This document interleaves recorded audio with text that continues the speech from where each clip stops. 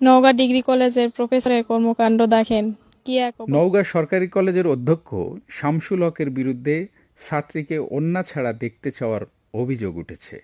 সেই ঘটনা ভাইরাল হওয়ার পর শিক্ষার্থীদের আন্দোলনের মুখে তাকে ওএসডি করে শিক্ষা মন্ত্রণালয়, কিন্তু পরবর্তীতে তাকে উল্লাপাড়া সরকারি আকবর আলী কলেজে সংযুক্ত করার খবরে তীব্র ক্ষোভে ফুঁসে উঠেছে শিক্ষার্থীরা। নওগাঁ সরকারি কলেজে এক ছাত্রীকে ওড়না ছাড়া দেখতে চেয়ে অধ্যক্ষ শামসুল হক মেসেজ পাঠান।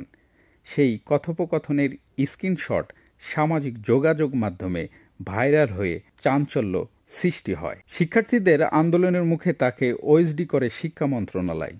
পরে মাধ্যমিক ও উচ্চ শিক্ষা অধিদপ্তর তাকে অধ্যক্ষ পদ থেকে অপসারণ করে উল্লাপাড়া সরকারি আকবর আলী কলেজে সংযুক্ত করে।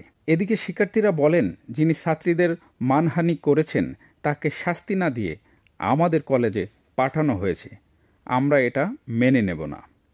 আমরা চাই তাকে উল্লাপাড়া থেকে সরিয়ে দৃষ্টান্তমূলক শাস্তি দেওয়া হোক। শিক্ষার্থীরা আরও বলেন, এমন বিতর্কিত একজন শিক্ষককে উল্লাপাড়ায় সংযুক্ত করা মানে অন্যায়কে প্রশ্রয় দেওয়া। তারা দ্রুত এই সিদ্ধান্ত পরিবর্তনের দাবি জানিয়েছে। অধ্যক্ষ শামসুল হককে উল্লাপাড়ায় সংযুক্ত করার সিদ্ধান্তে ক্ষোভে উত্তাল হয়ে উঠেছে শিক্ষার্থীরা।